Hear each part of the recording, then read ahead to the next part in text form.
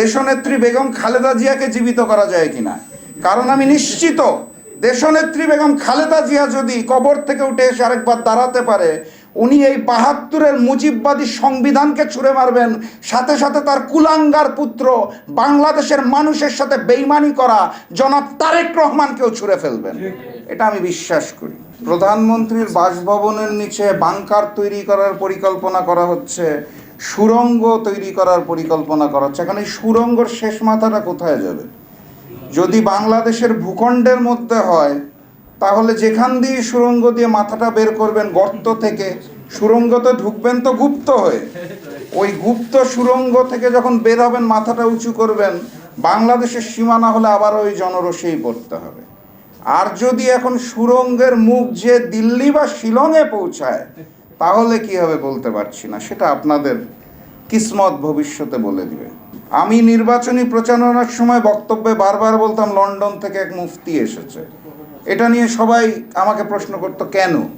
আমি বলতাম লন্ডন থেকে আসার পর উনি ইসলামের ইতিহাস বিকৃত করা শুরু করেছে, ওনাকে আমি কী নামে ডাকবো, এই কারণে বলি লন্ডনের মুফতি। তারপর দেখলাম উনি আসলে ইসলামের ইতিহাস না, উনি বাংলাদেশের ইতিহাসই পাল্টে দিচ্ছেন। ভূখণ্ডের আমের জায়গায় কাঁঠাল উৎপাদন সৃষ্টি করেছেন, রংপুরের জায়গায় বগুড়া বসায় দিচ্ছেন, এইভাবে করে উনি বাংলাদেশের ইতিহাসও পাল্টে দেওয়া শুরু করলেন। গতকালকে দেখলাম ইসলামের ইতিহাস, বাংলাদেশের ইতিহাস দরকার নাই, জনাব তারেক রহমান নিজের দলের ইতিহাসই তো জানে না।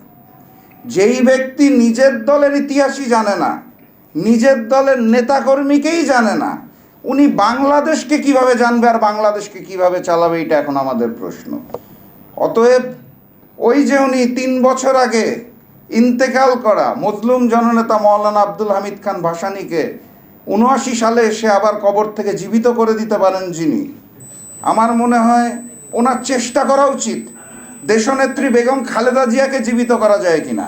কারণ আমি নিশ্চিত দেশনেত্রী বেগম খালেদা জিয়া যদি কবর থেকে উঠে এসে আরেকবার দাঁড়াতে পারে, উনি এই ৭২-এর মুজিববাদী সংবিধানকে ছুঁড়ে মারবেন, সাথে সাথে তার কুলাঙ্গার পুত্র বাংলাদেশের মানুষের সাথে বেইমানি করা জনাব তারেক রহমানকেও ছুঁড়ে ফেলবেন। এটা আমি বিশ্বাস করি।